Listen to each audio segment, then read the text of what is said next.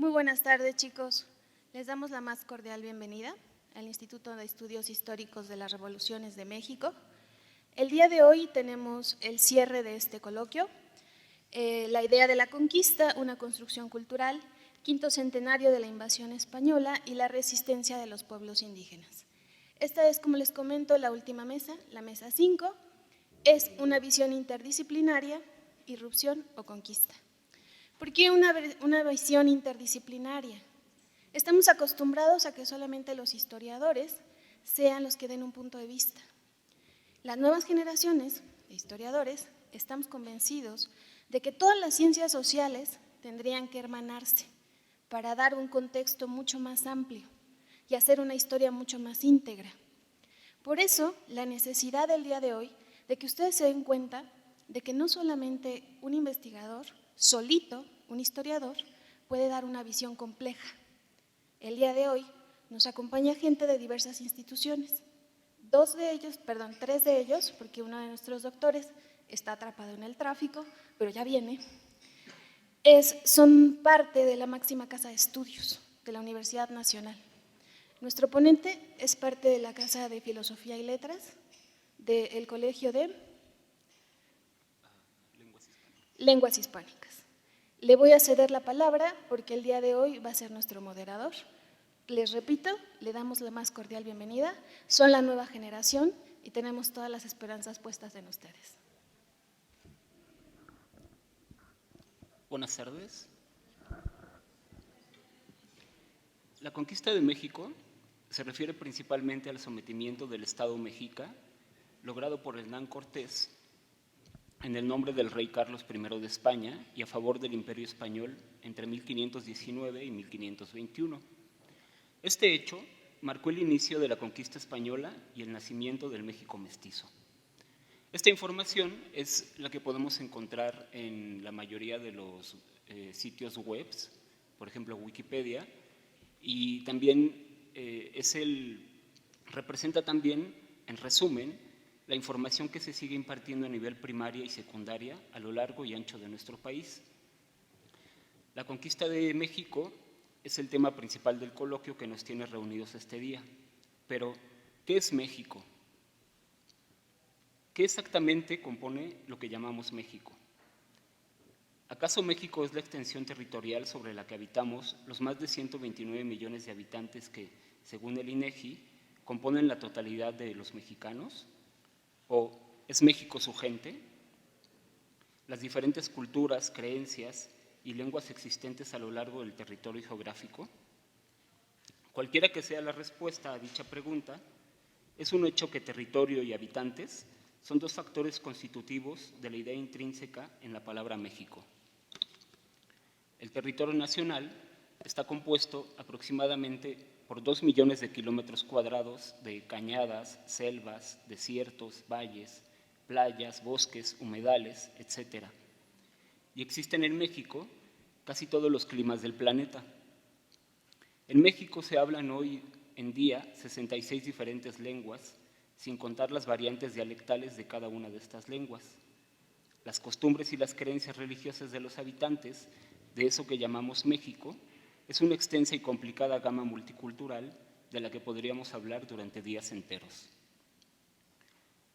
Cuando hablamos de conquista de México, suponemos que México es una masa uniforme y que el mestizaje es el producto de dicha conquista. En la mesa de esta tarde, nuestros especialistas nos darán una idea más clara de cómo es que el estudio multidisciplinario de un proceso histórico como la llamada conquista nos puede dar una idea más clara de si conquista es un término adecuado para entender la realidad de eso que llamamos México. El tema de esta última conferencia del coloquio se titula Una visión interdisciplinaria, irrupción o conquista, y fue concebida bajo la premisa de buscar, a través de una concepción geográfica, lingüística y etnohistórica, una comprensión de la validez y pertinencia en el uso del término conquista cuando hablamos del proceso histórico de la irrupción española que en 1519 se desarrolló en el territorio que hoy conocemos como mexicano. Sin más preámbulo, le voy a dar la bienvenida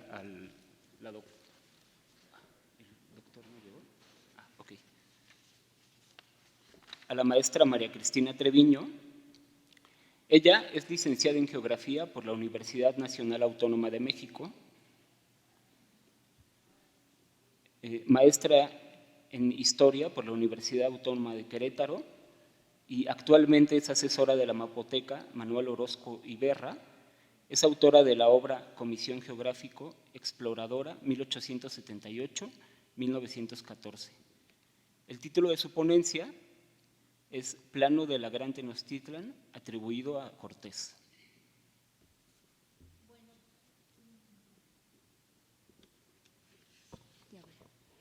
Buenas tardes a todos ustedes, y como ya les explicaron, yo vengo representando a la Mapoteca Manuel Orozco Iberra, que es un lugar muy bonito donde tenemos una gran cantidad, un acervo extraordinario de mapas, especialmente de México.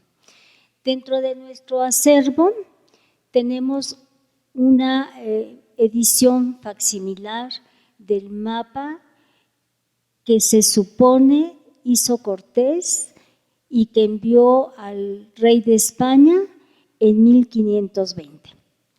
Este mapa hoy en día representa una serie de controversias y realmente no muestra lo que fue la Gran Tenochtitlán. Si ustedes observan lo que tenemos en pantalla, van a ver que los caseríos realmente representan un tipo de arquitectura medieval que corresponde a Europa. Entonces les voy a platicar la historia de este gran mapa. Hernán Cortés hizo 5 cartas que envió al rey de España, primero de España, quinto de Alemania. Este mapa lo diseñó alguno de los soldados que acompañaba a Cortés y lo envió a la corona española en su segunda carta de relación. Esta carta de relación la describió cuando se encontraba todo el ejército de Cortés en Tepeaca, en Segura de la Frontera, en Puebla. Probablemente es muy difícil que Cortés haya levantado de su propia mano este mapa, sino que lo debe de haber hecho algún especialista o habilidoso en las artes de las mediciones. Se supone que cuando llegó a la corte se perdió, se traspapeló el mapa, no se encuentra y aún no se ha encontrado. Sin embargo, en esa segunda carta, Cortés no hace ninguna referencia al mapa, que iba plegado, doblado en esa carta de relación. Y se da noticia del plano hasta la tercera carta, que ya está posfechada en el año de 1520 en Coyoacán. Ahí ya menciona Cortés que hace una pequeña referencia al rey de España, donde le dice, bueno, fíjese usted en el plano que yo le envié en la carta pasada. Es lo único que tenemos como referencia propia del plano, porque no hay una especificación de cada uno de los lugares que están descritos en este plano. El plano también estuvo acompañado de otra porción dedicada al Golfo de México y se considera hoy como uno de los primeros mapas de origen español que muestra nuestro Golfo de México. Un poco más adelante lo voy a mostrar. Pero ahora quisiera dedicarme a analizar este mapa, que es realmente muy controvertido y ya ha sido estudiado.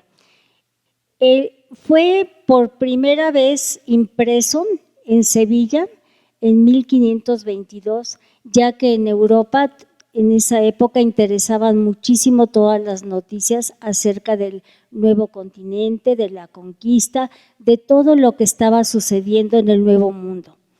Entonces se imprimió por primera vez en Sevilla por un editor de origen alemán.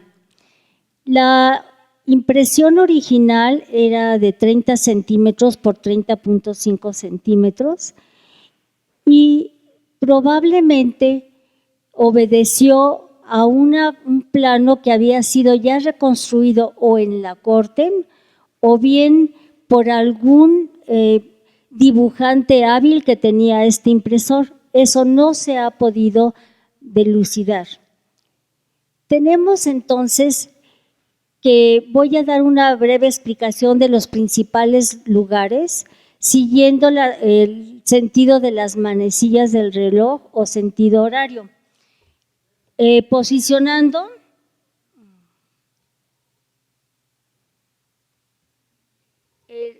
¿sí se ve la flechita, el cursor? Bueno, ahí está, perdón. En esa posición tenemos lo que es el Tepeyac, es decir, la Villa de Guadalupe. Otra vez, disculpen ustedes. Luego tenemos Texcoco, Chimalhuacán y algunas poblaciones en los alrededores, Iztapalapa, lo que corresponde al lago de Xochimilco y Chalco, con esta población muy lujosa de dibujo extraordinario que se cree que corresponde a Coyoacán. Tenemos después Churubusco, Tacubaya, Chapultepec, donde destacan las casas de descanso de Moctezuma, ya en el lago propiamente dicho. Después tenemos esta población es Tacubaya. Aquí tenemos a Tacuba, Tacuba como lo conocemos nosotros, pero aquí la denominan Atacuba. Y después Tenayuca. Como ustedes pueden observar, algo que ha generado mucha controversia por los investigadores es la presencia de este banderín con el águila austriaca en Tacubaya. Y realmente Tacubaya no fue un lugar de gran importancia para Cortés, sino piensan que el dibujante se equivocó y debió de estar puesto en Coyoacán, donde estuvo la casa de Cortés, de Pedro de Alvarado, y donde planificaron muchísimas acciones para controlar antes y después de la conquista a toda la zona de la Gran Tenochtitlán. También podemos ver un eje norte-sur que correspondería a coordenadas y otro eje a las coordenadas X. Esto nos da 4 zonas o 4 secciones que vamos a ver más o menos con detalle. El punto de origen sería el recinto ceremonial, al cual llegaban las calzadas en los 4 puntos cardinales. Sur, con su puerta de entrada, norte, este y oeste. Aquí tenemos en la parte del norte. Bueno, primero voy a hablar entonces se ve más claro, del centro ceremonial. Este centro ceremonial tenía un muro de piedra con culebras grabadas. Se llama el Coatepantli. Y adentro estaba el principal centro ceremonial, religioso y político del Imperio Mexica. Nosotros nada más vemos esta porción que sería el altar mayor y de ninguna manera corresponde a las construcciones arquitectónicas que existían en ese recinto ceremonial. Hoy se sabe, según estudios, gracias a las excavaciones del Templo Mayor, que abarcaba lo que correspondería a 7 manzanas. Y aquí lo vemos muy reducido, no corresponde de ninguna manera a la extensión que debió de haber tenido. En este centro ceremonial estaba el Templo Mayor, donde había en la cúspide 2 altares, el de la derecha dedicado a Huitzilopochtli y el de la izquierda dedicado a Tlaloc. Todo eso lo omitieron los dibujantes porque realmente se desconocía o desconocieron cómo estaba este recinto. Nos falta en la parte central un templo de basamento circular que correspondía a Tlaloc. Pero algo que les llamó mucho la atención a los españoles es esta zona que está marcada aquí, que corresponde a una estructura de madera donde estaban encajadas los cráneos de todos los sacrificios humanos. Otros grupos que estuvieron viviendo en esta zona fueron los caballeros Águila, los caballeros Ocelote o Tigre, el Templo al Sol, y nosotros podemos ver aquí un dibujo de sol haciendo alusión a esos templos. Pero vuelvo a repetir, de ninguna manera corresponde este recinto ceremonial a lo que ha arrojado las investigaciones actuales del Templo Mayor.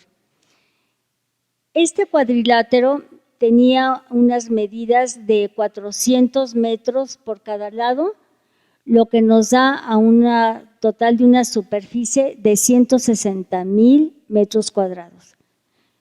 Muy grande.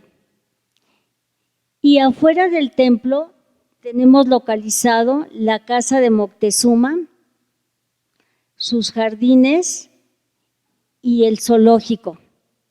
En el zoológico podemos ver dibujos de animales de la región y donde también vivían y se exponían algunas personas con ciertas discapacidades, donde se les resguardaba para que tuvieran una vida tranquila.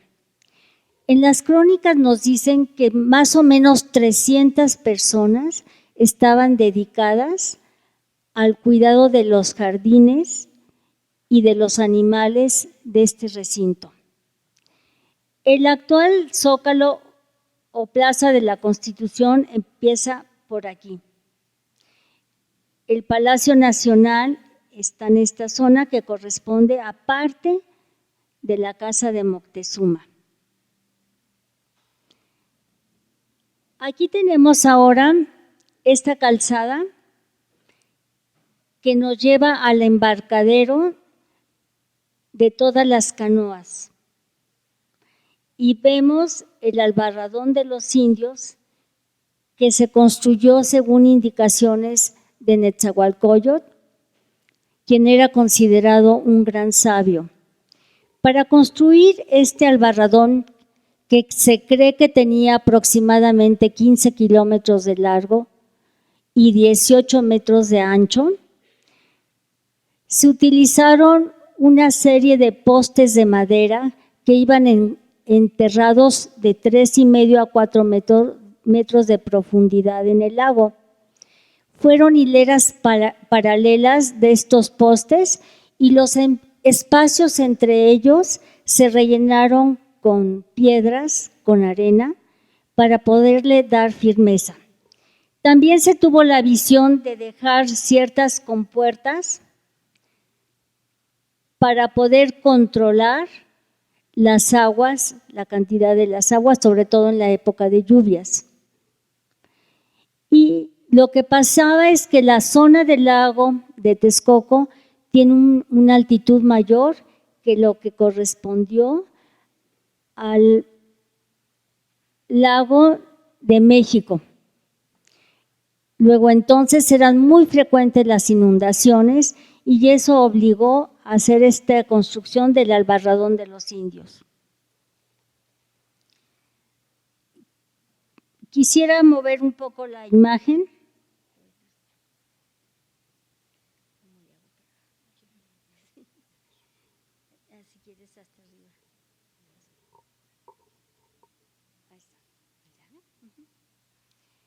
Aquí tenemos a Tlatelolco.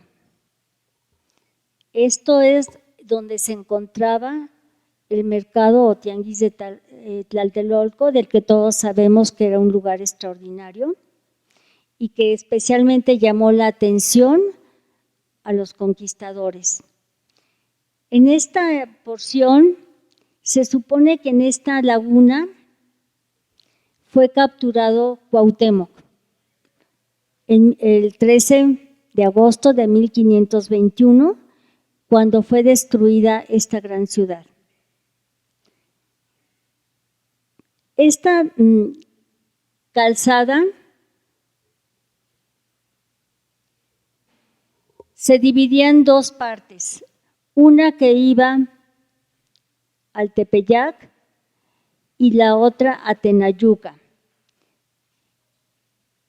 Tenemos en la zona de Tlatelolco parte del camino y la zona de Nonualco, que es todo esto. Y esta calzada donde se ven las cortaduras de la calzada muy claras, porque por ahí es donde transitaban y podían pasar de un lado a otro las canoas. Si uno afina la visión, podemos ver una serie de maderos o vigas que permitían el acceso a las casas. Casas que por supuesto no tuvieron esta arquitectura, pero que dan idea de la grandeza de esta gran ciudad. La casa de Cuauhtémoc estuvo más o menos ubicada aquí, por esta área. Y aquí tenemos los manantiales de Chapultepec, de donde llevaban el agua. Primero, en un tramo, era la tubería exterior, aquí se ve.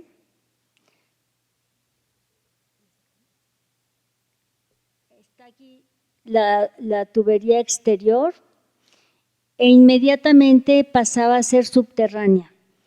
Estaban inmersos en agua, pero el agua no era potable para la población, entonces el recurso que tenían a la mano fueron los manantiales de Chapultepec. Hacia la parte sur,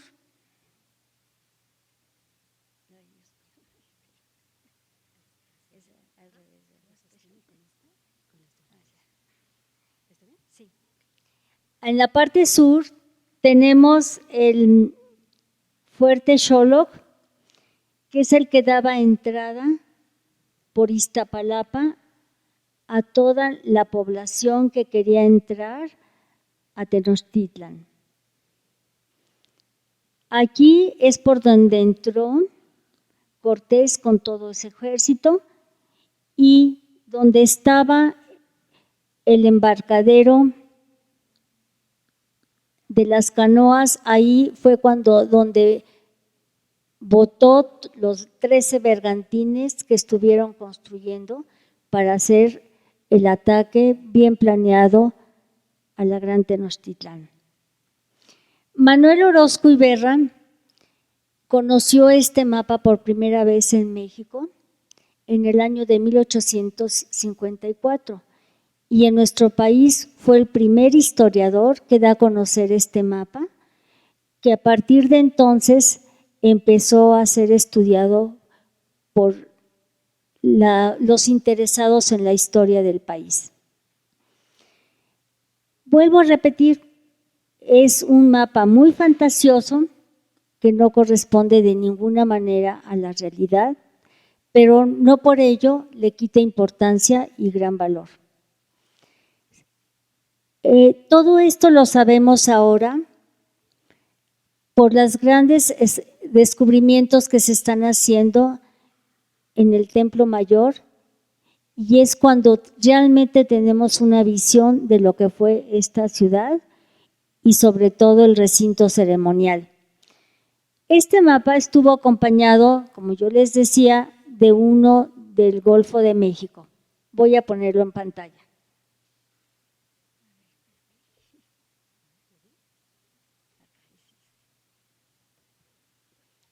Este es el mapa que se supone fue hecho en 1519.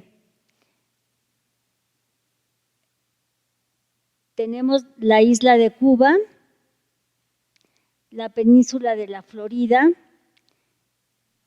el río Mississippi y Yucatán. Esto fue navegado y cartografiado por Garay, Francisco de Garay, y los primeros navegantes españoles que incursionaron desde Cuba, nuestro Golfo de México. Algunos de ellos tuvieron problemas de navegación en la zona de Yucatán, donde quedaron capturados por los habitantes de la región y después fueron rescatados por Hernán Cortés, y fue cuando Hernán Cortés recibió como un tributo a la Malinche.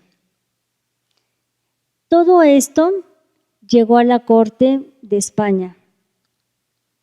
Todo esto lo disfrutaron a través de islarios, los europeos, y las máximas ediciones de este mapa fueron hasta 1525 en Europa.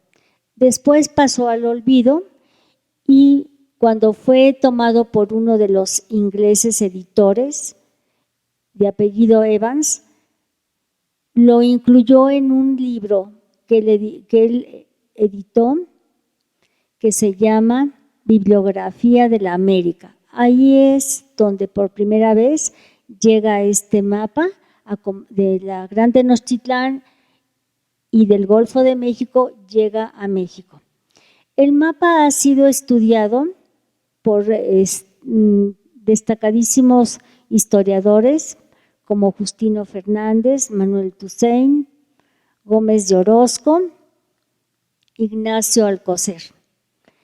Y la conclusión a la que se llegó es que en alguna parte de la corte debe de estar perdido. Todas las cartas de relación que escribió Cortés se conservan ahora en Austria, en Viena, y también se presume que pueden estar en alguna casa particular o en algún museo o biblioteca de Europa, incluyendo también el Escorial.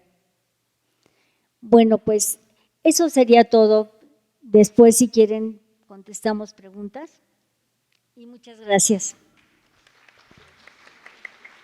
Gracias, maestra. Sí, estuvo interesante. Muchas gracias, maestra.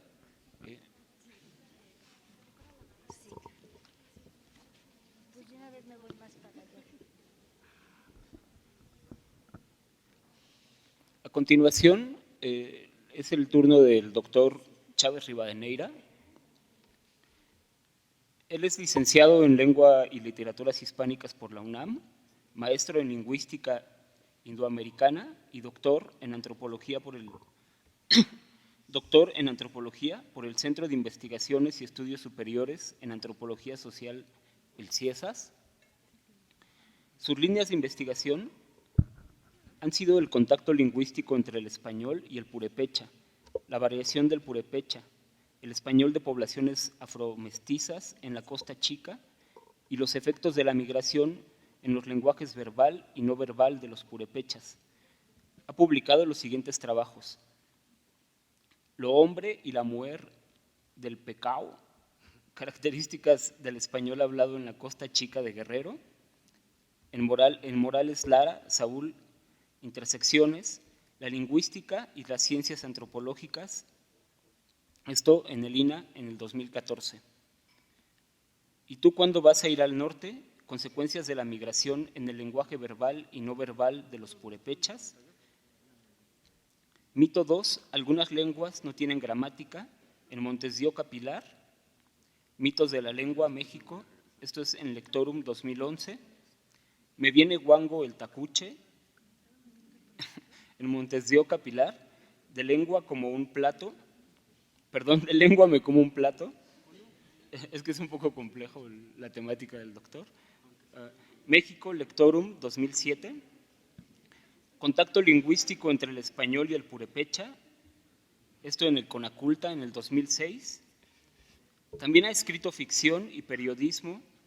En 1993 obtuvo el 3er lugar en el 6º concurso universitario de cuento de la UNAM y ha sido colaborador de las revistas Algarabía, Rolling Stone, México, Círculo Mix Up, Pulse y el Seminario, etcétera, así como de los periódicos Reforma y Excelsior. Le damos la bienvenida al doctor Chávez. Buenas tardes. Sí, ¿verdad?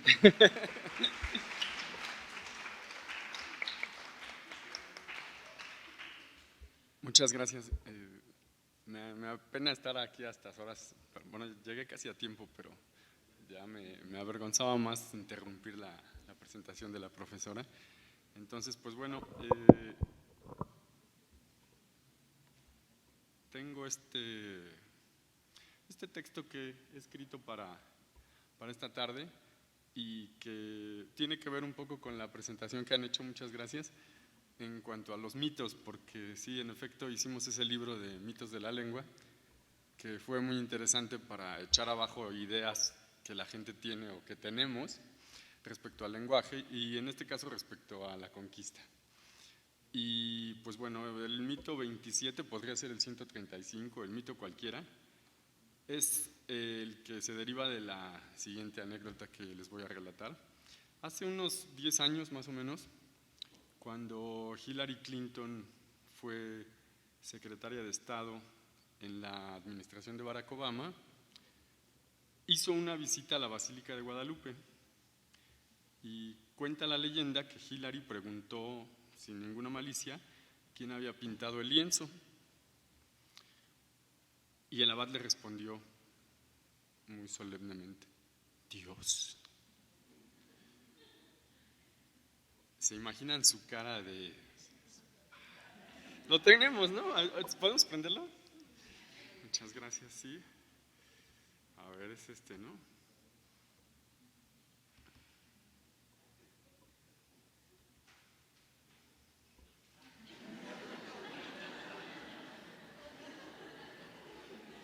Bueno, ustedes perdonarán. Exactamente. Entonces, oh Dios, tengo acá el... Ahí quedaron guardados. Quedaron algunos. Bueno, voy a cerrar. Oh, no. Otra vez. ¿Otra vez? ¿Dónde estábamos? En Word. En Word. ¿Hasta acá? Ahí está. Aquí estamos. Todo para hacer una broma. Qué bárbaro, ¿verdad? Pero bueno, sí, exacto, ese perrito. Entonces, pues, evidentemente, Dios no anda pintando ayates, ¿verdad? Bastante debe tener con mantener la armonía del universo, con que no se interrumpa la sinfonía celestial y cosas más serias, ¿no? Pero bueno, alguien tuvo que haber pintado el cuadro. Un artista injustamente condenado a la sombra para sostener el mito. Vaya calamidad. Un maestro novohispano que con un estilo propio, pero a la vez acorde a su tiempo, pintó a nuestra querida Morenita del Tepeyac. Ese magnífico artista existe y no es Dios. Y la fuente de donde se saca esta cubeta de agua es la página 170, por lo menos en la edición de Porrúa, de sepan cuántos, de la verdadera historia de la conquista de la Nueva España. En esta especie de Biblia de la conquista encontramos la siguiente cita de Bernal Díaz del Castillo que dice así. Es español antiguo, ¿eh? No crean que hablo mal. 3 indios hay ahora en la Ciudad de México, tan primísimos en su oficio de entalladores y pintores, que se dicen Marcos de Aquino y Juan de la Cruz y el Crespillo, que si fueran en el tiempo de aquel antiguo o afamado Apelé, o de Micael Ángel, o de Berruguete, que son de nuestros tiempos, también les pusieran en el número de ellos. Y al final del libro, en el índice de nombres propios, hay otra pista. En la A de Aquino aparece Marcos de Aquino y un paréntesis que dice pintor indio. El secreto a voces dice que este pintor indígena Marcos de Aquino es el autor de la Virgen de Guadalupe. O bueno, para no contrariar a Abad, dejémoslo en que la inspiración divina fluyó por los pinceles de Marcos de Aquino. Pues bien, si queremos ser una nación más madura, aquilatar nuestras revoluciones, nos convendría ir dejando atrás este tipo de mitos. ¿Por qué no aprovechar la coyuntura reformista de la llamada Cuarta Transformación para hacernos conscientes de que la Virgen de Guadalupe no bajó del cielo? Lo cual no significa que dejemos de adorarla. Tan solo por su belleza yo pondría un cuadro en alguno de los muros de mi nueva casa. Pero sí nos conviene derribar este tipo de mitos, en particular este de la guadalupana, no con el afán de contrariar al abad, ni a la Iglesia, ni al Vaticano, insisto, sino para que reconozcamos a los artistas que hicieron este tipo de obras, sobre todo esta tan simbólica para nosotros, y que sin embargo permanecen injustamente en el olvido. La historia verdadera de Bernal Díaz del Castillo es una de las fuentes de primerísima mano que afortunadamente se conservan y que además está al alcance de cualquier lector. Así de fácil. Con solo leer un libro, bueno, no es cualquier libro, ¿no? Uno como este, es posible llegar a un nivel más alto de conciencia. Un mito a propósito de esta obra, otro mito, el mito 45, el que quieran, es el propio título de la obra. Mucha gente cree que es verdadera por encima de los relatos indígenas de la conquista, pero no es así. Se llama verdadera porque Bernal Díaz la escribió como una reacción a la lectura que hizo de las crónicas de Gómara, Illescas y Jovio, todos ellos historiadores de oficio que escribieron la historia de la conquista, pero que no estuvieron presentes en las batallas ni siquiera vinieron al Nuevo Mundo, como sí lo estuvo nuestro querido Bernal Díaz del Castillo. Bueno, para mí no sé, ustedes espero que lo quieran después de leerlo, ¿no?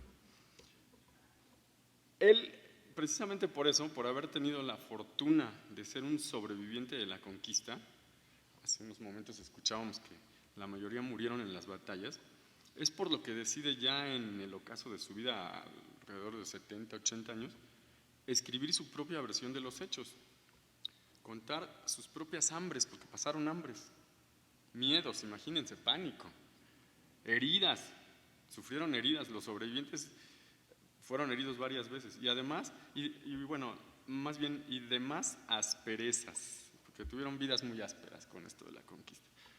Porque no vayan a creer que los conquistadores fueron siempre los victimarios, no, para nada. Al contrario, muchos conquistadores fueron las víctimas. Desde las primeras batallas con los tlaxcaltecas, en tiempos de Xicotenca del Joven y el Viejo, varios españoles, y no solo seres humanos, también caballos, fueron sacrificados, decapitados y sus cabezas exhibidas en los zompantlis que se mencionaron hace un momento, profesor, o muestrarios de cráneos, ¿saben? Entonces ahí entre los cráneos de estos españoles con barba y todo, estaban los cráneos de los caballos. Un espectáculo pues dantesco, ¿no? Pero bueno. Otro mito consiste en creer que Hernán Cortés y Moctezuma fueron siempre y en todo momento enemigos, y no es así. A pesar de que el gran Moctezuma estuvo preso en su propio palacio, jugaba una especie de rayuela con Cortés y ambos se reían. Escuchemos el Evangelio según Bernal. Bueno, Y aún algunas veces jugaba Moctezuma con Cortés al totoloque, que es un juego que ellos así le llaman, con unos bodoquillos chicos, muy lisos, que tenían hechos de oro para aquel juego. Y tiraban con los bodoquillos algo lejos, y unos tejuelos que también eran de oro. Y a 5 rayas ganaban o perdían ciertas piezas y joyas ricas que ponían. Palabra de Bernal, ¿no? 1632, 188. Y es que la relación entre Cortés y Moctezuma estuvo muy lejos de ser un asunto de blanco y negro, de héroes y villanos o de buenos y malos, ¿no? Justamente Bernal nos muestra a ambos personajes muy de carne y hueso, con sus miedos, sus ambiciones, sus luces y sus sombras. La lectura de la historia verdadera es fundamental para dejar de ver a los personajes míticamente y a la historia de México como si fuera nuestra propia historia o nuestra historia personal. Las expresiones del tipo, los españoles nos conquistaron, no son afortunadas porque los españoles conquistaron a los mexicas del siglo XVI, no a nosotros, mexicanos del siglo XXI, ¿no? Por eso el reclamo del presidente López Obrador al gobierno de España quedaba fuera de lugar. Si queremos una reivindicación lingüística, sería más productiva. Tomemos, por ejemplo, el nombre del mencionado tlatoani Moctezuma Xocoyotzin, llamado en la historia verdadera Montezuma. Pues no es ni Montezuma ni Moctezuma. La palabra escrita con toda su etimología en náhuatl es Motecuzoma. A esa pronunciación deberíamos volver y cambiar los nombres de calles y estaciones, al fin que a los recientes gobiernos parece gustarles hacer esto, ¿no? ¿Se han fijado que acaban de cambiar a Niños Héroes? Bueno, tenemos otra imagen, si me hacen la caridad, muchas gracias. Esta es... Uy, ¿dónde estaba? Ya no sé si la encuentre. ¿Dónde está la carpeta? ¿Aquí? ¿Aquí? Ah, sí. Exacto.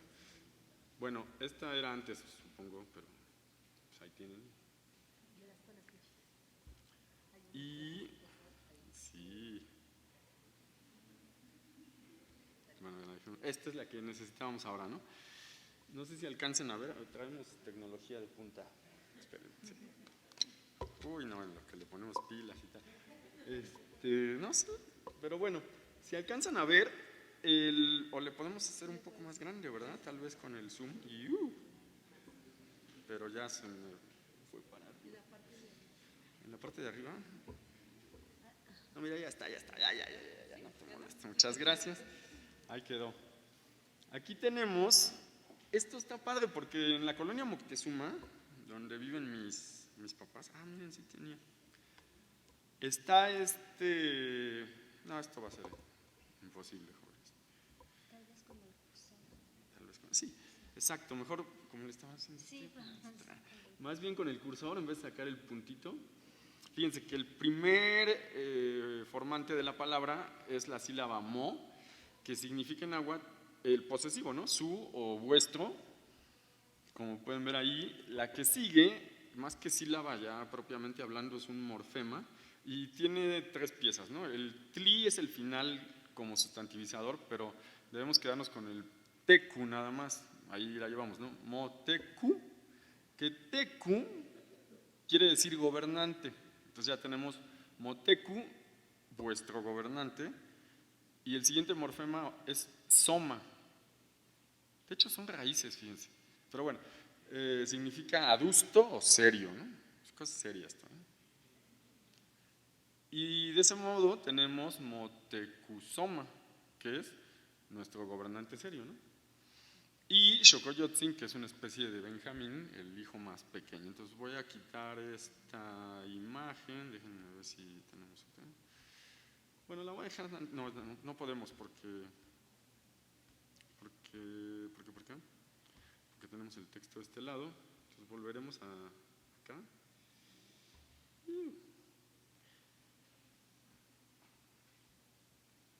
Bueno, Bueno, ¿y para qué? ¿Para qué hacer esto de cambiar los letreros y molestar a la gente y volverle a pintar su esquina? Pues para que aprendamos algo, ¿no? Para que el náhuatl ya no nos sea tan ajeno, aunque lo tenemos todo el tiempo en la cocina, en jitomate y epazote y metate y todo eso, la verdad es que nos sigue siendo ajeno. Entonces estaría bueno que ya no fuera así. Analicemos este ejemplo, ya lo vimos, perfecto. Una más, si me permiten. Cuauhtémoc, el águila en picada. La gente suele pensar que todos los españoles gozaron con el martirio del último Tlatoani de Tenochtitlan, o que todos los españoles lo querían ver muerto, y tampoco esto es así. Bernal Díaz nos ofrece el desenlace fatal de Cuauhtémoc, no en el Valle de México, oh sorpresa, sino en Honduras.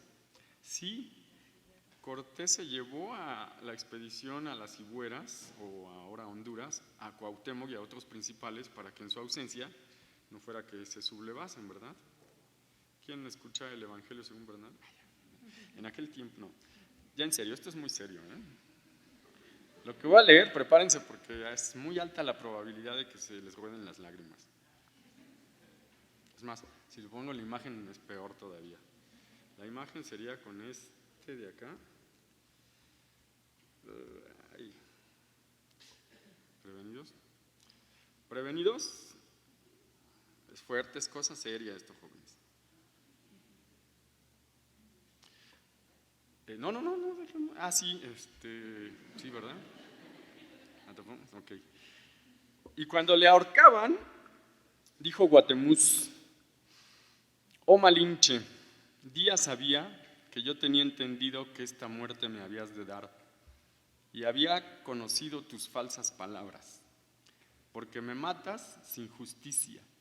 Dios te la demande, pues yo no me la di cuando te me entregaba en mi Ciudad de México. El señor de Tacuba dijo que daba por bien empleada su muerte por morir junto a su señor Guatemuz. Y antes que los ahorcasen, los fueron confesando los frailes franciscos con la lengua doña Marina. Y verdaderamente yo tuve gran lástima de Guatemuz y de su primo, por haberlos conocido tan grandes señores. Y aún ellos me hacían honra en el camino en cosas que se me ofrecían, especial en darme algunos indios para traer hierba para mi caballo.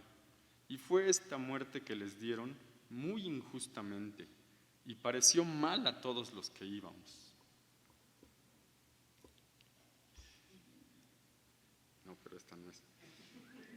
Demonios. Acá estamos. Ahí está su primo, el señor de Tacuba.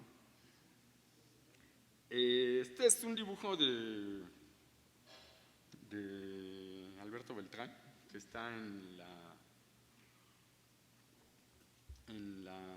visión de los vencidos que recopiló el recién fallecido León Portilla, Dios lo tenga en su gloria. Y como pueden ver, hay unas huellitas que significan que se movieron, que hicieron ese viaje a Centroamérica. El águila en picada, que es el glifo de Cuauhtémoc-Tzin, y el otro glifo de su primo, fueron ahorcados.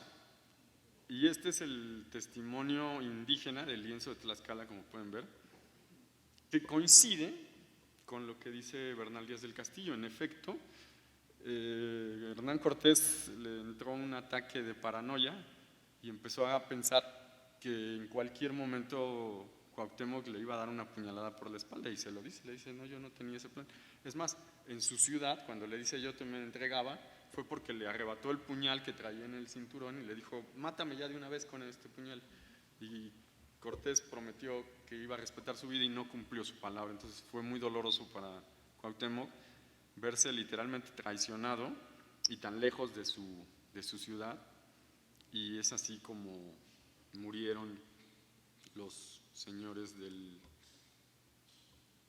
antiguo náhuatl. Y bueno, volvamos al final, que es el remate, digamos. No es acá, es acá, ¿verdad? Debo decirles que, como pudieron escuchar, lo de la Malinche es otro mito. Esta intérprete clave de Cortés, en realidad le decían doña Marina, pero el el sobrenombre de Cortés se le quedó a ella y Cortés lo perdió porque a él era el que le decían Malinche, como a Alvarado le decían Tonatio, porque era rubio y parecía un sol, ¿no? Pero bueno, creo que ya es suficiente por mi parte. Muchas gracias por su atención. No olviden la tarea, jóvenes. Lean la historia verdadera. En primer lugar, pues por el placer de leerla, jóvenes, porque es una literatura extraordinaria. La crudeza de la realidad supera cualquier ficción. En serio, les recomiendo ampliamente esta obra. Y en segundo lugar, para pasar a un segundo nivel de conciencia, para tener un poco más claro quiénes somos y de dónde venimos como mexicanos, ¿no? Muchas gracias. Gracias.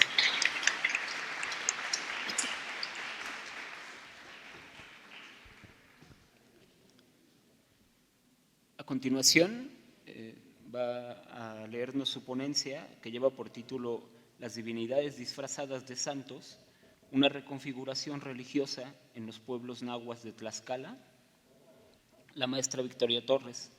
Ella es licenciada en Antropología por la Universidad Autónoma de Tlaxcala. En el 2016 cursó los diplomados Derechos de los Pueblos Indígenas, Doctrinas, Legislación, Tratados y Jurisprudencia 3, Promoción en la CNAN de Lina, en la Ciudad de México, y el Diplomado de Peritaje en Ciencias Antropológicas 10, Promoción en la CNAN de Lina, en la Ciudad de México también. Actualmente es egresada de la Maestría de Estudios Mesoamericanos de la Universidad Nacional Autónoma de México, donde su tema de investigación se desarrolla en la religión malinche Tlaxcala.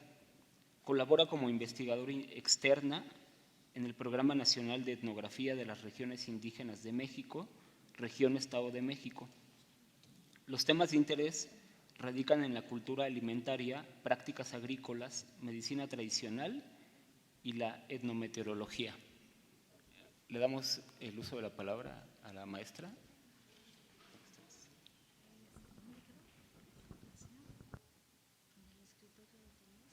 Sí, ya está aquí.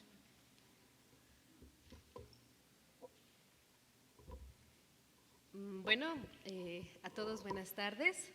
Agradezco a los organizadores del coloquio, principalmente a Edna por la invitación que nos ha hecho, pero también al amigo y compañero Alejandro Bernal, que me permitió compartirle de manera muy entusiasmada la investigación que estoy realizando. El tema que expongo es parte de la investigación que realizo para la tesis de maestría en Estudios Mesoamericanos de la UNAM y de donde soy reciente egresada. El tema en general lleva por título Malinche Ixpócatl, la que nos alimenta y a la que veneramos, conocimientos y prácticas rituales en la región Malinche Tlaxcala, y que es dirigida por el doctor David Lorenti Fernández. Ahora bien, antes de seguir continuando, me llama la atención, ¿no?, el hecho de que el doctor ya nos exponía esta idea de Malinche, ¿no?, más bien como el concepto, ¿no?, que se ha venido definiendo y diciendo más, incluso cómo se lleva la palabra a ser malinchistas, ¿no?, y que mucho se les ha caracterizado a los tlaxcaltecas, y vaya yo también como tlaxcalteca, y que por supuesto no estamos de acuerdo. Ahorita, por ejemplo, en esta imagen, ¿no?, que es la portada de la presentación, pues presento a la montaña, que muchos la han identificado como la Malinche, incluso por parte de estos parques nacionales protegidos, se le ubica como el Parque Nacional La Malinche, pero las personas la pueden conocer como Matlalcueyel, Xochopicueyt, Clarita, María, Martina, tiene diferentes nombres, Bernardina incluso. Entonces, digamos, vayamos rompiendo también un poco esos esquemas que son tan construidos, ¿no?, tan arraigados y mal interpretados, ¿no? Ahora, la investigación que estoy haciendo en la tesis, pues son alrededor de 30 comunidades, ahí se ubican un poco de manera general cuáles son estas. Yo les defino como pueblos de tradición nahua, si bien el idioma ya no es muy activo, mucho se ha perdido, pero se mantiene la tradición, ¿no? Entonces, esto puede verse en la cocina, en los mitos, en las maneras de cómo debe uno comportarse, en prácticas rituales, por supuesto, la relación que se tiene con los cerros, en la milpa y demás aspectos, ¿no?, que podríamos, digamos, poder desarrollar. Ahora, me gustaría relatar un poquito de una manera de anécdota, ¿no? Cuando yo estoy platicando con unos señores, dice: sentados al lado del granero, hecho de tablas, don Francisco nos muestra un par de mazorcas, una de color rojo y otra blanca, incluso la cabeza de un perrito hecho de barro que encontró hace algún tiempo en su milpa, cerca del Tlaloca. Doña Eusebia, esposa de don Francisco Gutiérrez, comenta que esas figuritas seguro fueron hechas por los chantiles, personas gigantes que vivieron antes de nosotros, antes de que conociéramos a Dios. Yo creo que eso lo hacían los chantiles, eran humanos, pero dicen que no creían en Dios, por decir, en una fiesta que nosotros matamos un pavo, un pollo, por decir, ellos se comían entre ellos. Le iba a decir al vecino: préstame tu hijo, le decían eso, porque van a hacer fiesta, ya le presta y se lo comen. Se comían ellos y por eso Dios los castigó. Esas historias contaban los abuelitos, el diluvio se los perdió. Eso nos comparte doña Eusebia. Aquellos personajes que recuerda doña Eusebia se caracterizaron por sus faltas morales y porque ellos fueron castigados, el diluvio arrasó con ellos, dando la apertura a una nueva era, la de nuestra existencia. Los chantiles comían a sus niños de edad temprana. Aquellos pequeños gigantes solían tener la altura de los adultos de nuestros días. Estos niños eran prestados entre vecinos para hacer un banquete en sus celebraciones. En la comunidad de San Isidro Buen Suceso, doña Nicolasa comenta: mi mamá me decía que esos chantiles tenían todo a manos llenas, por ejemplo, maíz, que hasta con eso, o sea, lo quemaban para cocer la carne. Por eso, cuando ya fue el calmanal de nosotros, ya no. Por ejemplo, yo tengo mi bebé, en esos tiempos, el que ve a mi bebé que está gordito, decían: ¿sabe qué? Pues danos tu hijo, es que está bien bueno para comer, danos tu hijo, y cuando ya lo tenemos nosotros, el nuestro, pues ya te lo damos. Intercambiaban los bebés para comer, se los prestaban y cuando ya tienen, pues ya se los daban. Los gigantes no solo se caracterizaron como salvajes por comerse a sus bebés, pues otra acción grave era no saber comer maíz, que usaban como combustible para la cocción de su carne, de sus semejantes. Doña Nicolasa comenta que había un exceso del maíz, pues en ese tiempo, desde que salía la planta del maíz a la tierra, ya se dejaba ver las mazorcas. Incluso en cada una de las hojas traía ya su mazorca. Por esa riqueza dejó de existir, dice ella, nos la quitaron como una especie de castigo. Este tipo de relatos también los podemos ver en la obra de Diego Muñoz Camargo, donde mencionaba que este tipo de acabamientos habían sucedido dos. Uno que había traído un diluvio y había arrasado con estos gigantes, y el otro que había sido a través del viento, y algunas personas que habían quedado los habían convertido en monos, y que por eso habían dejado de hablar. Pero también existen otros relatos ya un poco más contemporáneos, recopilados igual de manera etnográfica por la compañera Sandra Acoca, y donde menciona lo mismo. Llegó el diluvio y la tierra se volteó. Algunos gigantes hicieron cajas de madera para esconderse y no morir. Los otros se ahogaron. Cuando pasó el diluvio, los que se escondieron salieron convertidos en toda clase de animales, sobre todo monos, y ya no pudieron hablar. La tierra ha sido volteada y quemada antes de que llegáramos y volverá a pasar, no sabemos cuándo. Es así como se recuerda a la especie de seres que fueron castigados con un gran diluvio. El testimonio de Acoca advierte: volverá a pasar, probablemente cuando se vuelva a cometer las mismas faltas. Si es así, resulta preocupante, pues las nuevas generaciones han dejado de trabajar la milpa. Quizá no se consume la carne humana, pero sí existen grandes faltas hacia el cuerpo y el alma de los semejantes. Por ejemplo, en nuestros días, algunas personas reconocen al chantil como una persona con riqueza, como lo refiere un señor de San Pablo del Monte. El rico también es chantil, pues se alimenta de nosotros, de nuestro trabajo, de nuestra fuerza. ¿En quiénes creían estos antiguos? En las montañas, por supuesto, en los astros como el sol, la luna, las estrellas e incluso en los fenómenos meteorológicos. Bueno, son varias las expresiones culturales que podríamos abordar para referir qué pasó en este nuevo calmanal, qué pasó después de que derribaron a los chantiles, después de que conocieron a Dios, ¿no? Podríamos enfocarnos en la fiesta de la Santísima Trinidad, Perdón, espérenme, a ver si puedo.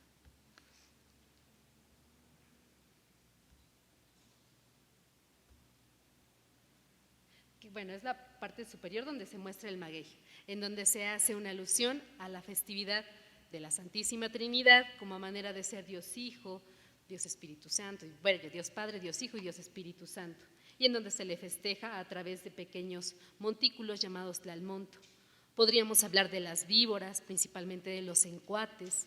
Podríamos hablar del guajolote, que también tiene la cualidad de ser víbora. Podríamos hablar de los temazcales, de las danzas para pedir lluvia a través del carnaval, principalmente a través de la danza que se llama la víbora. Podríamos hablar de imágenes católicas, por ejemplo, las vírgenes cuatas, que también tienen esta facultad de ser víboras. O podríamos hablar de San Juan o de la Virgen Santa Ana, bueno, no la Virgen, Nuestra Señora Santa Ana. Y nos vamos a enfocar en esto último para poder tener una mayor profundidad en lo que es el tema. Ahora, vamos a hablar de aquella abuelita que sana. ¿Qué nos dicen las fuentes históricas de ella? Acerca de la importancia del temazcal y de las deidades a las que se le relaciona en el actual estado de Tlaxcala. Podemos consultar la obra de Fray Bernardino de Sahagún, que nos dice: donde había antiguamente muchos sacrificios a los cuales venían de lejanas tierras, es cerca de la sierra de Tlaxcala, donde había un templo que se llama Tosi, en el cual concurría gran multitud de gente.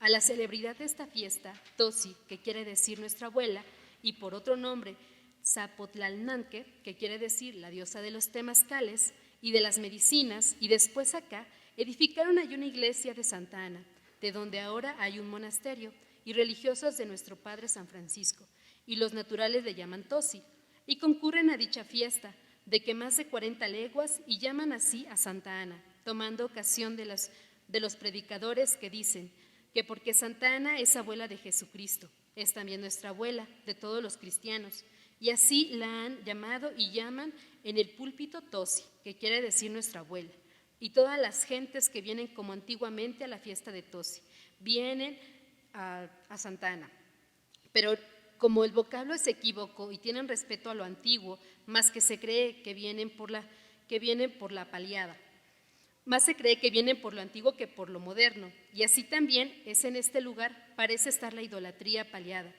¿Por qué venir tanta gente y de tan lejos sin haber hecho Santa Ana allí milagros alguno? Me parece que es la Tosi, antiguo que no Santa Ana, y en este año de 1576 la pestilencia que hay, de allí comenzó, y dicen que ya no hay gente ninguna allí.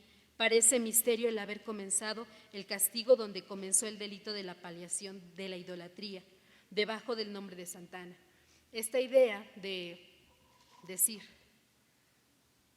está la abuelita, que es Santa Ana, pero que ellos sabían reconocían como Tosi, y que hasta nuestros días la siguen conociendo como la abuelita Tosi. Y que, digamos, su figura no solo quedaba guardada a través de esta imagen católica, sino también de una construcción que se tenía más en el espacio doméstico, que era a través de los temazcales. Y de esto podremos dar continuidad si revisamos algunos, bueno, para las personas que están más familiarizadas con ese tipo de materiales, con códices, el Tudela, el Vaticano, el Borgia y el Aubin, en donde vienen imágenes, en donde está incluso la imagen de la misma diosa, en este caso de Tlazolteotl, o podía ser Tosi. Ahora, ¿qué es lo que ya colocan? Una cruz blanca para poder entrar al baño, ¿no? Pero haciendo esta misma alusión de que es la abuela y es la que nos va a cuidar dentro del mismo. Y no solo cuidar, nos va a sanar.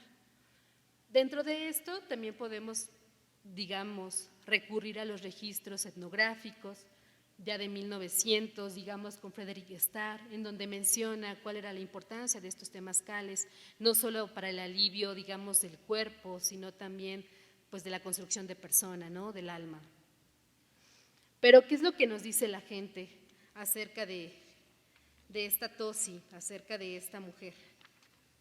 Bien, algunos la siguen recordando así como Santa Ana, pero hay quienes más le llaman la abuelita Juanita. ¿Quién es la abuelita Juanita? Dicen, se acompaña de un mito donde se relaciona con Santiago Apóstol y dice así: Hubo un rico, grande rico, que tenía mucho dinero. Esa persona tuvo una hija que estaba bien guapa. Ese rico le decía a su esposa: no lo dejes a nuestra hija en la calle, porque la van a ver los muchachos y la van a enamorar. Yo no quiero tener yerno ahí que esté mi hija. Como es de mucho dinero, le puso un corral grande y ahí tenía todo ya. ¿Sabes cómo son los ricos? La muchacha no sabía, y que llega el pajarito, como una palomita que se sentaba en una parte, cantaba y cantaba. Y la muchacha, pues ¿con quién iba a platicar?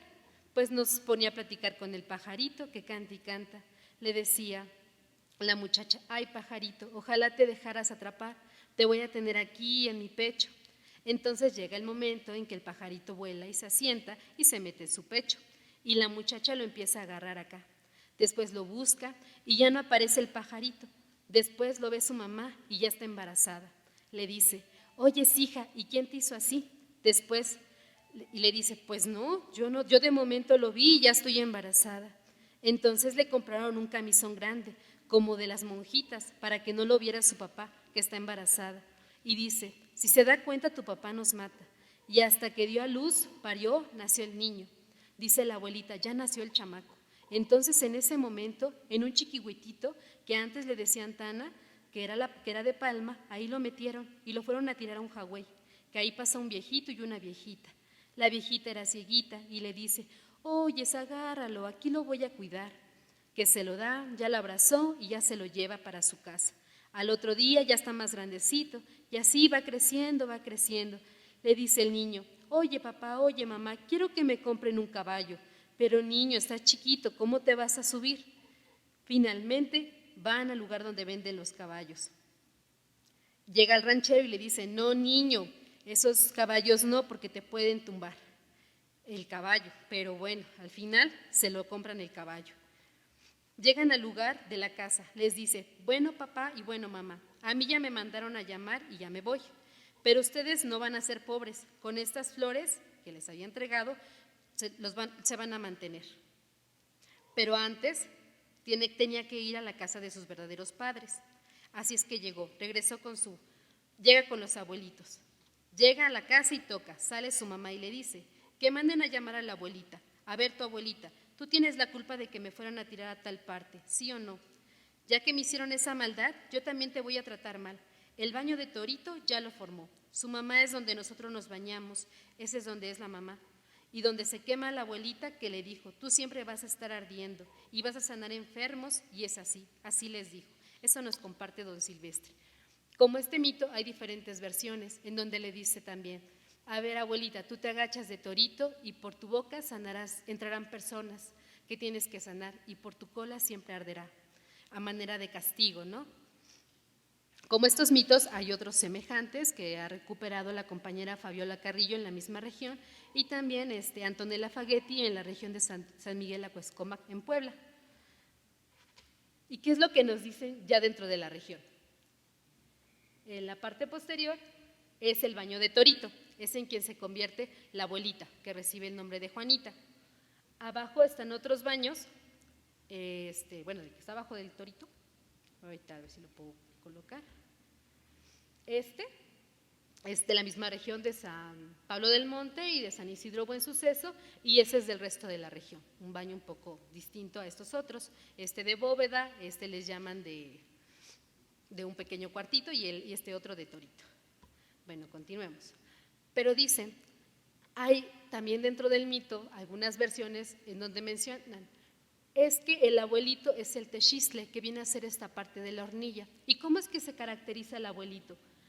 Pues por las piedras, estas que están aquí empotradas, se alcanzan a ver, dice, pues son los huevitos, ¿no? A manera de ser los testículos del abuelito. Y estas otras, que son un poco más largas, dicen, pues es el pene, ¿no? Aquí se observa muy bien, esta otra. A manera de que se le pueda colocar un poco de agüita en esta parte de las piedras, y dice, y el humito que sale, pues es porque está fecundando a la abuelita. Prácticas que dicen que se dejaron de usar, pero no es así, al menos en el plano doméstico, pues se conocen muy a bien, ¿no? Hay otros temazcales que se pueden usar en la parte posterior para la elaboración de panes. Bueno, aquí vemos otros.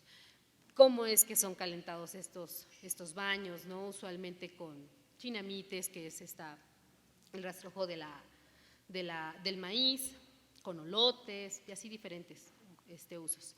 Pero también existe el santo de la abuelita, ¿no? En este caso que es Juana, y se festeja el 24 de junio. A ella se le sahuma, se le reza, se le persigna, como lo hace doña Ofelia. Y al final le dice: como sabemos que hoy es tu cumpleaños, pues muchas felicidades.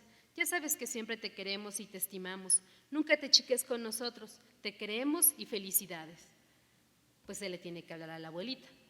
Pero también en otra parte de la región, al menos el día de San Juan, se reconoce, o esta alusión todavía Tlaloc, dicen, pues viene San Juan Pulgón o viene San Juan Encueradito. ¿Por qué San Juan Pulgón? Bueno, pues porque se supone que él queda dormido, porque el día de su cumpleaños puede causar bastantes destrozos, ¿no? Un gran diluvio que podría acabar con este mundo, ¿no? Entonces, San Juan Encueradito lo despiertan el día de la fiesta de San Pedro y de San Pablo, y al notar que ya no despertó el día de su cumpleaños, quiere regresar el tiempo hacia el día 24 de junio. En ese transcurso del 24 a lo que es 28 y 29, son días de lluvia, dice, porque viene arrastrando su cobija y viene trayendo la lluvia. Pero dentro de esa cobija que trae arrastrando, dice, traen todas las plagas, las pulgas, los piojos. Por eso se tienen que regar flores para poder evitar la entrada de estas plagas. Ahora, como comentarios para reflexionar. Ahorita solo tocamos el tema del temazcal, ¿no? Cómo es vista, vaya, la imagen de Tosi dentro de una imagen católica, que en este caso es Santa Ana, pero también como Juanita, que no existe la imagen de Santa Juanita, bueno, al menos la gente no la ubica ni nada así, pero pues con ese nombre se le reconoce, ¿no? Pues ahí quedaron, ¿no? Quedaron dentro del espacio doméstico, quedaron estas ideas más guardadas dentro de los mitos. ¿Hasta qué punto, dicen, me gustaba la presentación de Edna, hasta qué punto hubo una irrupción, ¿no? Se rompió con todo esto, o en realidad se fue, digamos, amalgamando, ¿no? Esta tradición mesoamericana y la cultura occidental. Ahorita solo es un ejemplo, pero como estos hay muchos más, ¿no? Que los mostrábamos de manera muy esquemática en esas imágenes, ¿no? Donde hablábamos de víboras, de guajolotes y demás.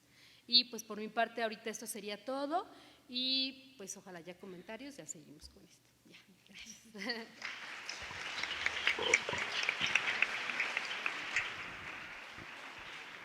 Gracias, maestra. A continuación tenemos algunas preguntas del público. Esta pregunta es para la maestra Cristina. Nos dicen, si el mapa de Cortés no es Tenochtitlan, ¿es posible que sea otra ciudad? Y nos preguntan también si está este mapa basado en algún otro mapa.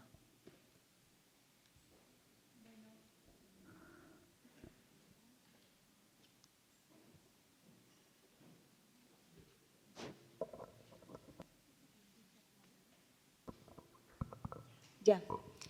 Bueno, la ponencia que acabamos de escuchar habla de mitos. Podemos decir que el mapa de Cortés también es un mito sobre la gran Tenochtitlán. Un mito que fue elaborado en la corte española en algún lugar o por un impresor. ¿En qué se inspiró el dibujante? Bueno, pues en las cartas de relación que escribió Cortés, donde de una manera muy genérica está descrita la ciudad. Es un mito, el plano, pero está inspirado en las cartas de relación, especialmente en la segunda y en la tercera carta. Estas cartas fueron también traducidas al francés por Desiré Charnay, y este gran fotógrafo que visitó nuestro país a mediados del siglo XIX, él comenta que son las mejores cartas que ha conocido, la 2 y la 3 sobre la conquista.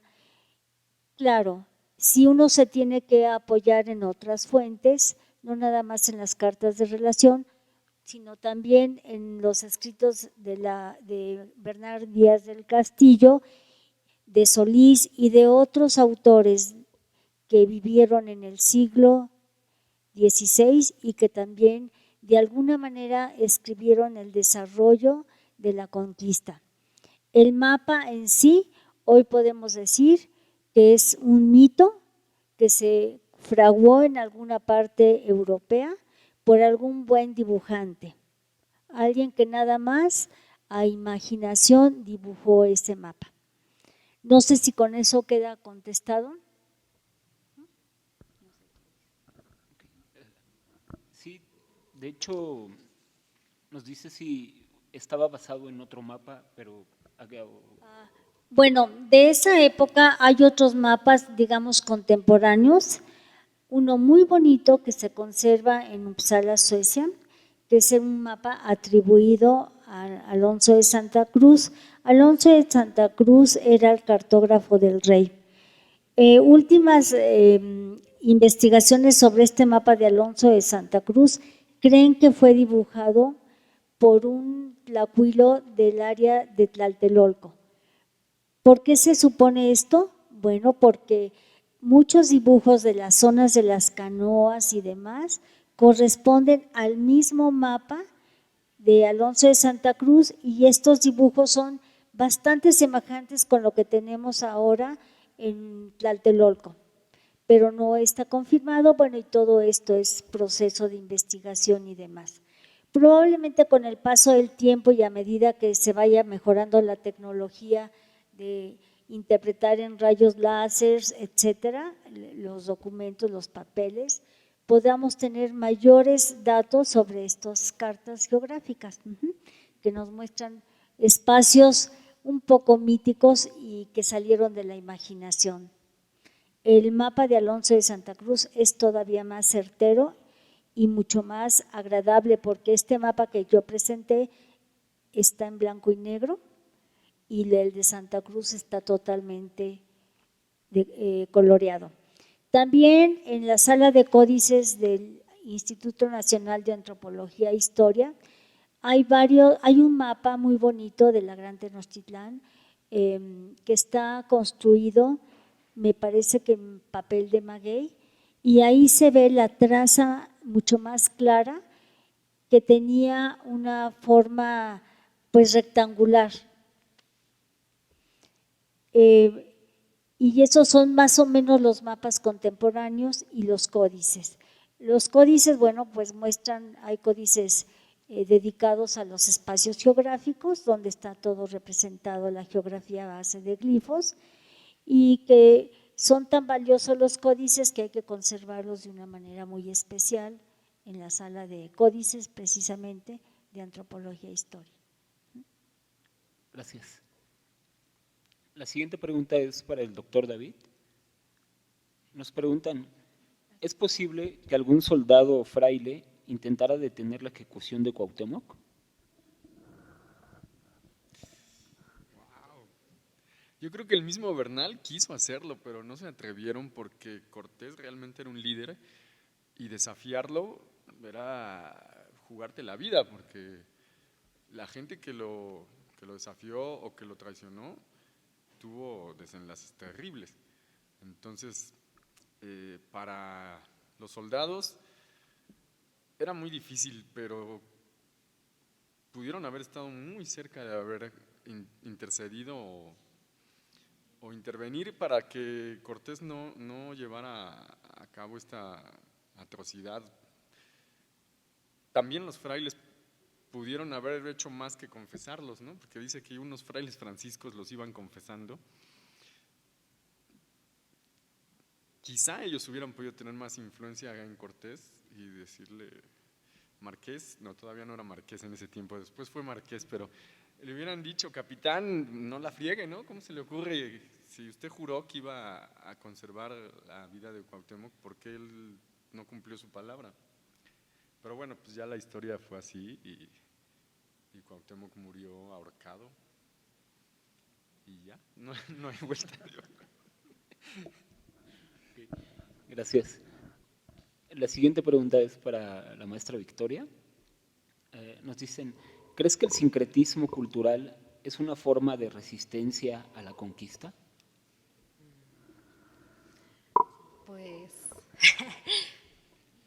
A veces, bueno, me da un poco de temor el término, ¿no? Sincretismo. Algunos, si lo usan, no tienen como mayor problema porque se da esta, otros les llaman aculturación, ¿no? O sea, cómo se van tomando estas cultura occidental y también lo que viene a ser la que le llaman mesoamericana, y ahora incluso para esta región prefieran llamarles pueblos de tradición mesoamericana, o hay también incluso que le llamen religiosidad, ¿no? Religiosidad mesoamericana. A mí lo que me parece, más bien, es que tomaron alternativas, ¿no? Así como una subsistencia, digamos, biológica, de alimentarse, o sea, esa necesidad, también existían esas otras necesidades, ¿no? Que era, pues, sus dioses, ¿no? Y si, bueno, al menos yo ahorita lo he visto dentro del desarrollo del trabajo de la tesis, pues se tiene respeto a las montañas, habrá quienes también no. Incluso habrá quienes no sean necesariamente campesinos, puedan ser obreros, puedan ser maestros, puedan ser migrantes, pueden ser tratantes de mujeres, y asistan a festejar el cumpleaños a la Malinche, ¿no? ¿Y qué es lo que se pide? La abundancia, la prosperidad, el agua, ¿no? Pero todo este bienestar, digamos, no solo va a ser, digamos, ecológico, ¿no? Sino también social. Muchas veces se cuestionaba la idea del ¿y por qué también los tratantes, no? Pues por las lógicas culturales que hay dentro de la región, ¿no? A veces dentro de todos estos mitos, mencionábamos, digamos, el de los chantiles, ¿no? ¿Qué es lo que te dicen? Pues cuando se cometan las mismas faltas, volveremos a hacer, vendrán estos diluvios, ¿no? Vendrán estas catástrofes y demás. Y te dice el otro señor, pues que el chantil es el rico, ¿no? Es el que se alimenta de mí. O sea, siguen existiendo, digamos, estos códigos, estos, diría, le he visto, estos mitemas, ¿no? Que están ahí y que a veces parecieran cuentos y no es así, ¿no? Porque también no es como que en la región van a decir, espérate, te voy a contar un mito, no, te voy a contar un cuento, ¿no? Y a ver tú qué de ese cuento le vas a ir cachando y que tú de ese cuento, digamos, podrás ponerle atención y lo verás reflejado no solo en actos rituales, no solo en, digamos, en las fiestas, sino también en esa capita que está más abajo, ¿no? En estas formas en cómo nos comportamos. Yo creo que eso es lo que permitió y lo que ha permitido hasta nuestros días a veces persistir, ¿no? Pero a mí me da mucho ruido cuando también incluso está este concepto, ¿no? De indígena. Y creo que también es parte de esto, ¿verdad? De la mesa, que se tenía que discutir, porque yo lo preguntaba mucho ahí en la región y ¿usted habla el náhuatl? Sí, yo lo hablo. Pues dicen que hay indígenas en Puebla y que hasta les dan dinero. Aquí nosotros hablamos mexicano, ¿no? O sea, no me identifico, no me pongo la camisa a veces del ser indígena, pero ¿por qué no? Pues porque sí hablo el idioma, pero este concepto es más bien institucionalizado, ¿no? Viene más bien por parte de los otros y que vienen a definir qué es lo que es indígena y qué es lo que no. Pero yo podré hablar el idioma, pero no me identifico como tal. ¿Por qué? Pues por ejemplo, yo creo que muchos lo sabemos, México discrimina, es racista, es desigual, entonces pues la gente prefiere pues ocultarlo. Y había otras mujeres, yo digo también a manera de metáfora, que haciendo una entrevista y me decía, le veía a la señora que se descubrió un poquito de su torso y se veía un bordado. Y le dije, oiga, ¿y esto qué es? Es el mundito, pero a mi hija no le gusta que lo use, ¿no? Entonces por eso pues me pongo la otra ropa, pues nos revestimos, ¿no? Y yo creo que aquí muchos de nosotros, no es que seamos o traigamos una tradición nahua o una tradición otomí o del lugar de donde vengamos, pero sin duda todos venimos marcados con un pasado, ¿no? Digamos, a partir de diversas generaciones, y que más bien, creo que era la invitación también del doctor y también de la doctora, pues es el prestarle atención a eso que ahora, a esta construcción, ¿no? Y el ahora qué somos y qué queremos hacer por nuestro país. Esto de los 500 años en muchos momentos se vio como para conmemorar, otros decíamos por supuesto que no es conmemorar, ¿no? Otros más bien decían, bueno, para reflexionar, bueno, está bien, reflexionemos y también para qué, ¿no? Entonces creo que es una tarea que se queda pues para todos y ya. Gracias. La siguiente pregunta, maestra, nos dicen, ¿qué importancia tiene el conocimiento del territorio para entender el proceso de conquista? Bueno, yo les quiero decir que a mí me fascina la cartografía y los mapas son un poder. Quien sabe hacer mapas y los ha hecho a través del tiempo, está generando una riqueza, un poder. El conocer el territorio, el espacio geográfico que uno habita, es hacer propio la tierra. No nada más conquistarla, sino ya que la conquisté, voy a apropiarme de la tierra a través del dibujo cartográfico. Luego, entonces, los mapas son una manifestación extraordinaria donde se puede manifestar tanto la geografía física, el paisaje, las montañas, los ríos, las cuencas hidrográficas, en este caso de nuestro mapa, la cuenca lacustre, o también la actividad del hombre, que viene a ser la geografía humana, cómo el hombre ha venido a cambiar ese espacio geográfico con su imaginación, con sus manos, con la creatividad de la que es capaz el ser humano. Luego entonces la cartografía es maravillosa y empieza a hacer historia desde Mesopotamia. Quien tiene y quien hace mapas son personas que van a tener cierto poder. Entonces la cartografía es un recurso de poder y por eso ha sido, obedece a proyectos que hacen las autoridades, que mandan a hacer digamos, quien tiene el poder político, que además es una actividad costosa, que lleva mucho tiempo hacerla, no es improvisada y que se necesita de gente pensante, que sabe manejar las medidas, que tiene una percepción especial para hacer los mapas, interpretar la naturaleza. Todo eso lo vemos en todas las culturas y más en nuestro Valle de México, donde tenemos ahora una gran cantidad, bueno, no muchos, pero ciertos códices de carácter geográfico, donde sobresalen con los glifos toda la parte de la naturaleza de nuestro mundo, de nuestro planeta. Gracias. La siguiente pregunta es para el doctor David. Esta es buena, ¿eh? Nos dicen, ¿cuál es la importancia de la lingüística en la historia?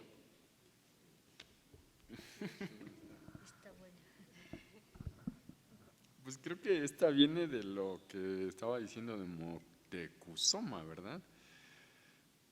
Pues justamente el tener un conocimiento lingüístico, en este caso de los dominados o de los vencidos o sometidos, pues hubiera sido mucho más enriquecedor para nosotros como México, como nación hasta ahora, que la manera en que procedieron los conquistadores. Convertir los nombres de Moctezuma en Montezuma y Cuenahuacat en Cuernavaca y estas transformaciones pues no ayudaron, no son afortunadas, eran como buenos artilleros pues de oídos duros, ¿no? Sin embargo, los frailes sí hicieron un trabajo extraordinario años después, unas décadas después, cuando como Sahagún se pusieron a trabajar con los informantes y en los colegios de traductores. Entonces ya se hizo un trabajo lingüístico en algunos casos extraordinario, y esos frailes no eran lingüistas propiamente, no existía el término como tal, pero venían de la tradición latina. Entonces ellos dieron cuenta de las lenguas indígenas con el molde de una gramática latina, y esto pues ya fue bastante. En el caso del purépecha, por ejemplo, Fray Maturino Gilberti hizo un trabajo extraordinario, no solo el vocabulario, sino también la gramática, que en aquel entonces se conocían como artes, el arte de la lengua de Michoacán, y también aquí en el caso del náhuatl lo hicieron otros frailes, y son trabajos que permiten hacer filología. ¿Qué quiere decir esto? Que gracias a esos trabajos de los frailes es posible ver la evolución de las lenguas indígenas del siglo XVI al siglo XXI que estamos ahora. Entonces, pues bueno, no sé si era por ahí, más o menos. ¿Dónde están los que preguntan? ¿No sabemos? Mari, ¿dónde está Mari? Ya se fue. Bueno, en fin. Ok, gracias. La siguiente pregunta es para la maestra Victoria. Nos dicen, ¿qué importancia tiene la perduración de las costumbres? Supongo que es que las costumbres continúen hoy en día. Pues yo considero que si es del pueblo y si para ellos son útiles, está bien, ¿no? O sea, mientras ahora entra mucho esta parte por las instituciones de patrimonializar, ¿no? Hay que volver patrimonio a manera de poner una especie de protección, vaya manera de protección, ¿no? De las danzas, de los alimentos. Platicaba una ocasión una compañera, incluso de los nahuales, también ya los quieren volver patrimonio. Y decíamos, y así como eso se quiere patrimonializar todo. Aunque a veces esa idea más bien, por supuesto, venga por parte de las instituciones. Había quienes incluso se molestaban porque dentro de los rituales hacían uso pues ya de figuras o de utensilios más modernos, y pues dentro de otros rubros dicen, no, se tiene que regresar a lo tradicional, ¿no? No hay que vestir a la Virgen de tal y tal manera, dentro de la ofrenda, ¿cómo vas a meter un refresco? ¿Cómo vas a meter una cerveza? Hay que regresar a las bebidas ceremoniales. Pero si para la gente, yo diría, si para el pueblo lo que más bien le resulta, digamos, pues activo, tiene el mismo proceso, yo diría, para ellos está bien, ¿no? Sin duda, yo creo que es un legado que nos ha tocado quizá todavía ver algunos, que bien decíamos, ¿no? Quizá no se mantiene a primera vista, sino más bien debajo, ¿no? Entonces, creo que como investigadores, como ustedes también futuros profesionales, no sé de qué estén estudiando, pero incluso como ciudadanos, pues se pondrá atención a todos este otro tipo de importancia cultural o que ahorita también llaman patrimonio, pero ¿qué es tan activo para nosotros, ¿no? Para desde nuestros pueblos, en las comunidades que visitamos, por ejemplo en Guerrero, ¿no? Enaltece mucho sus danzas, Oaxaca, ¿no? Por supuesto, la Guelaguetza, y así muchos otros lugares podríamos mencionar. Yo diría, si para ellos es importante, que continúe, y si no, pues por supuesto están estos otro tipo de investigaciones en donde viene que no haya un mal uso de esa, yo diría, de esa riqueza, ¿no? Cultural, nada más. Es lo que yo diría, pero no sé, aquí los doctores, ¿no? Que yo creo que me gustaría más conocer el punto de vista de ellos. Pues si quisiera, no sé, maestra, la importancia de la perduración de las costumbres. Bueno, desde mi punto de vista, es un valor cultural extraordinario que desgraciadamente se está perdiendo y que tenemos la obligación de conservar nuestras lenguas indígenas y todo aquello que corresponde a las culturas tan variadas que tenemos en nuestro país. Tengo entendido que hay cerca de 68 dialectos que todavía existen y que había mucho más de 100 que han ido desapareciendo. Creo que en este siglo XXI, cuando tenemos tantas herramientas tecnológicas, tenemos la obligación de conservar toda esa sabiduría que existió y que todavía quedan remanentes, tenemos la obligación de conservarla.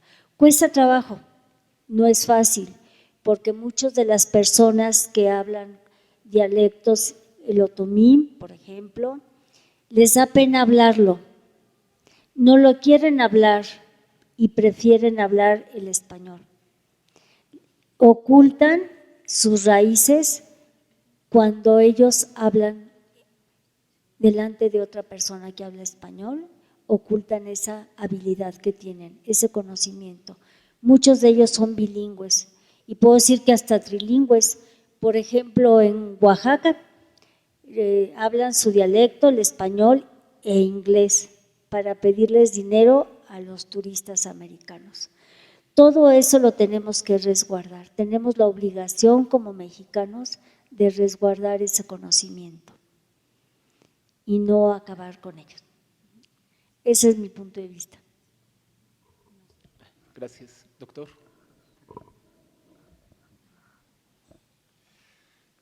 Pues sí, desgraciadamente es algo muy reciente el hecho de que se busque conservar a las lenguas es de unas 2 o 3 décadas para acá, porque durante siglos más bien la idea fue aniquilarlas, desaparecerlas, y los grandes próceres de la cultura en este país como José Vasconcelos tienen sus calles y sus avenidas y fueron unos lingüicidas terribles, ¿no? Entonces, pues se me antoja cambiar algunas calles, pero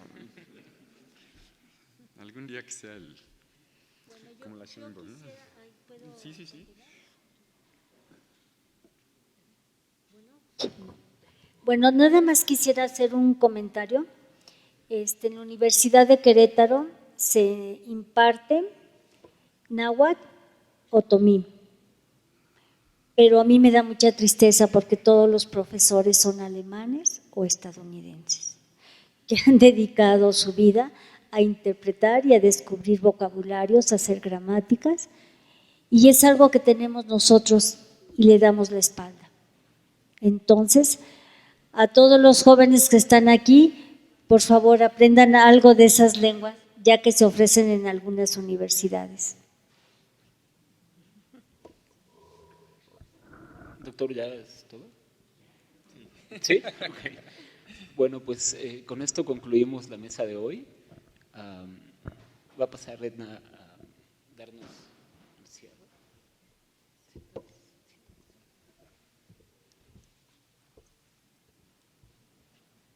Bueno, jóvenes, pues me resta pedirles un aplauso para nuestros brillantes especialistas.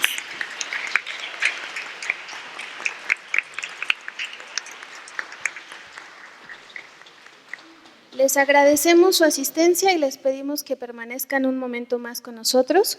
Vamos a hacer entrega de los reconocimientos a nuestros especialistas y obviamente a Alejandro, quien fue el moderador de nuestra mesa.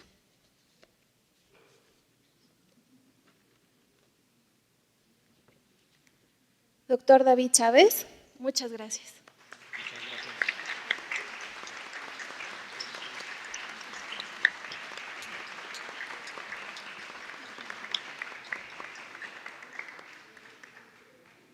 Maestra María Cristina Treviño, muchas gracias.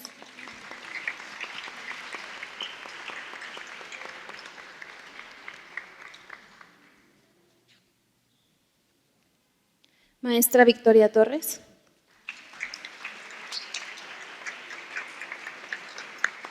Muchas gracias. A nuestro moderador invitado de la Facultad de Filosofía y Letras, Alejandro Bernal, muchas gracias.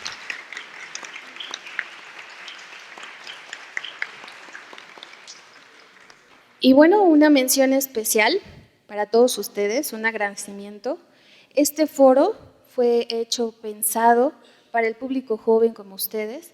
Queremos que comiencen a acercarse a estos espacios, a conocer el trabajo de estos especialistas brillantes. Como lo acaba de decir la maestra Cristina, estamos apuntando hacia las nuevas generaciones. Y aquí en el Instituto Nacional de Estudios Históricos de las Revoluciones de México apostamos justamente por eso, por difundir el conocimiento.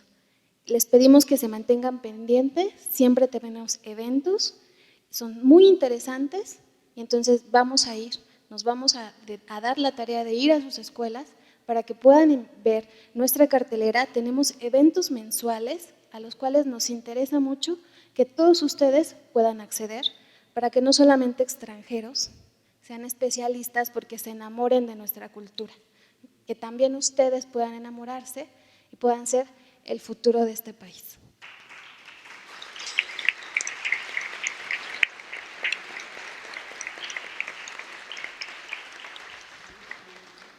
Les recuerdo